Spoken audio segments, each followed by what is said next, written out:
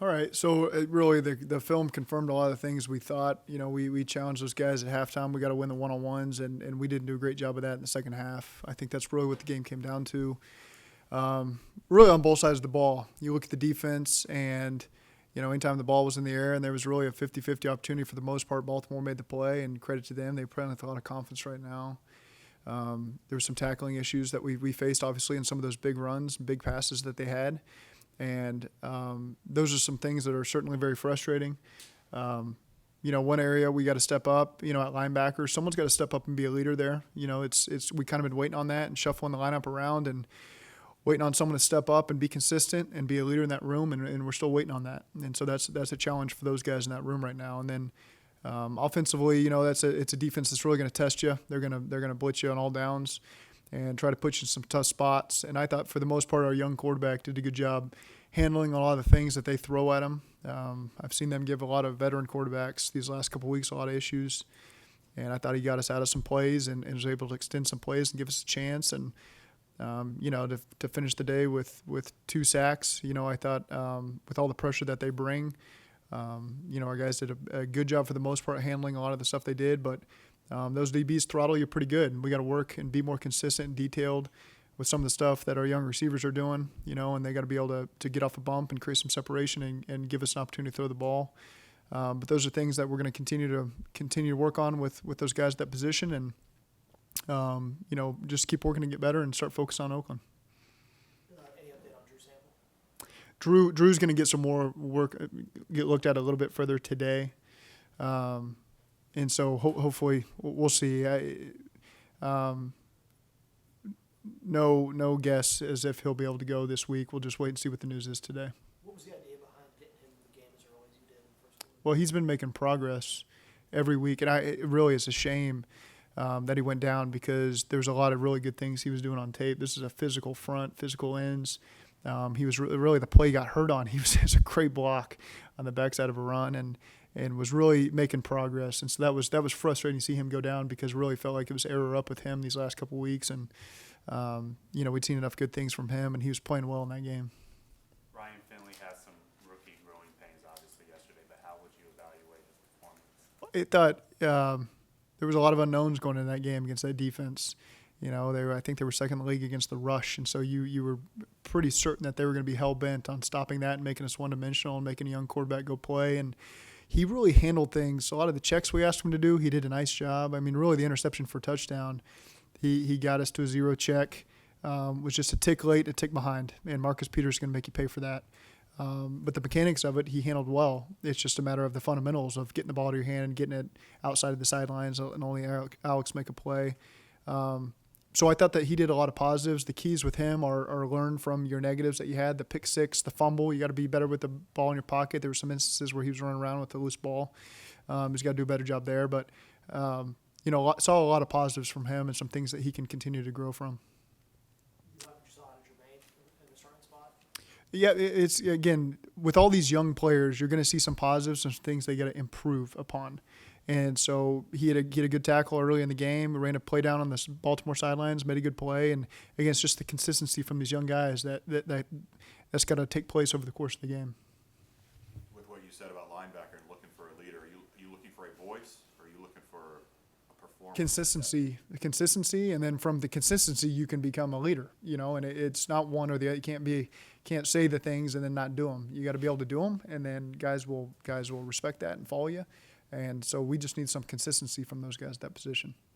It looked like, like you talked about Pratt running that play down, and then on that 47-yard run, it looked like he tried to get – that wasn't a positive play for him. The Lamar Jackson's run, you're saying? Yeah, there was a couple people with some negatives on that play, and that play really, in our eyes, should have been shut down immediately, if we'd fit it correctly, and we didn't. And so then a lot of people, missed tackles on the back end, but the play never should have happened. It should have been done very quickly, and it didn't.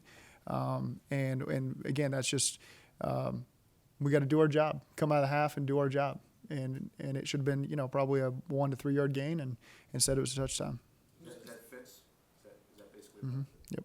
Was that Yeah, it's just everybody's got to do a better job. Linebackers, everybody's got to fit their gaps and do their job. Zach, you've talked a lot here about momentum, winning games build momentum.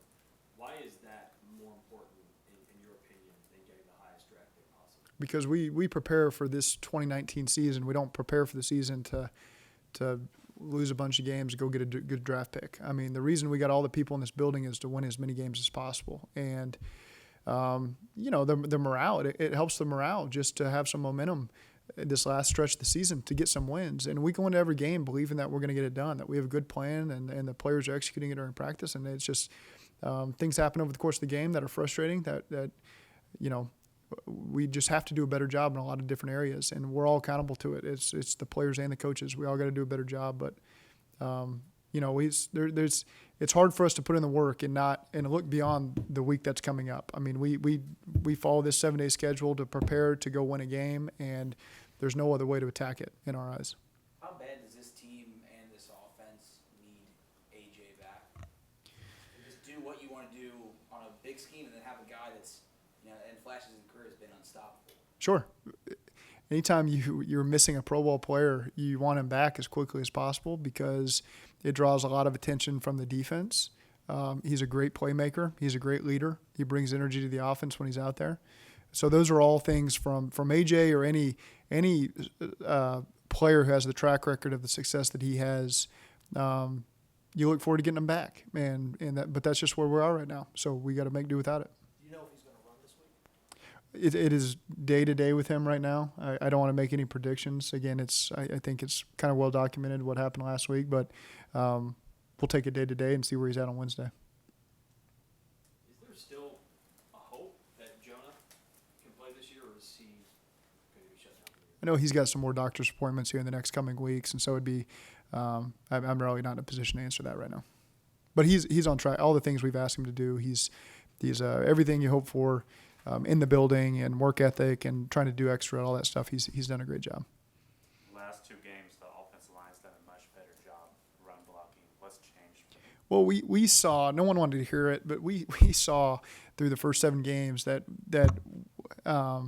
we were close. Every play just seemed like, man, if this one thing just was a little bit better by this one person, that we were going to get there. And I feel like the last 2 weeks we're starting to hit our stride, and some of that comes with the consistency of the lineup at offensive line.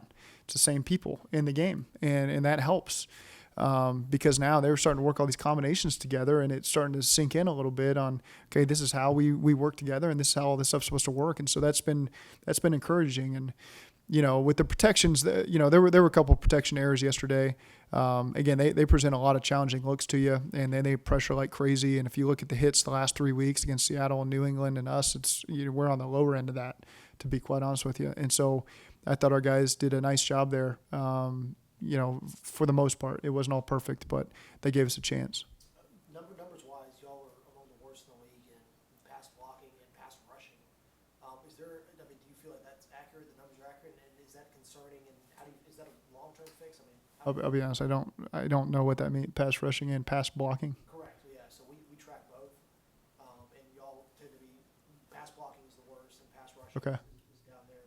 Do you guys feel it's that way, or do you feel like y'all need to be better on both sides of the line? Well, it certainly hasn't been good. The points we put up every game has due to a lack of rushing yards, and we have given up pressures this year. There's no question about it. I don't know anything that goes into how anybody would rank that. We know what our issues are based on who has what assignment, how they're working together. For example, there was probably one against the Rams where John Jerry looked really bad because it looked like a pass protection when really it was a version of an RPO. But if it was just somebody watching the game, they'd think, oh, that's a play action, and that was horrendous. He didn't block his guy, when in reality it was a pass play all the way. I mean, it was a run play where he was throwing a pass, and he got rushed by the extra rusher that was blitzing off the edge. And so I don't know what factors into any of that. I just know that we see improvement from our guys and how they're working together, and they're giving us a chance to move the ball. And we just got to find ways to get more explosive plays down the field. That's really what's killing us. It's got to be so methodical marching down the field that we're lacking those big plays, that those 1-play drives or 4-play drives. That's really what we've been missing this year. It seemed like Finley was as advertised. He extended plays. He was cool in the pocket, kept his composure, was resilient. Maybe the only thing that didn't match up was he wasn't very accurate. I think he completed 53% of his passes. Was that Well, I wouldn't put a general lack of accuracy stamp on him in that game. I thought there were some decisions he certainly would like to have back. They have a talented secondary. They got some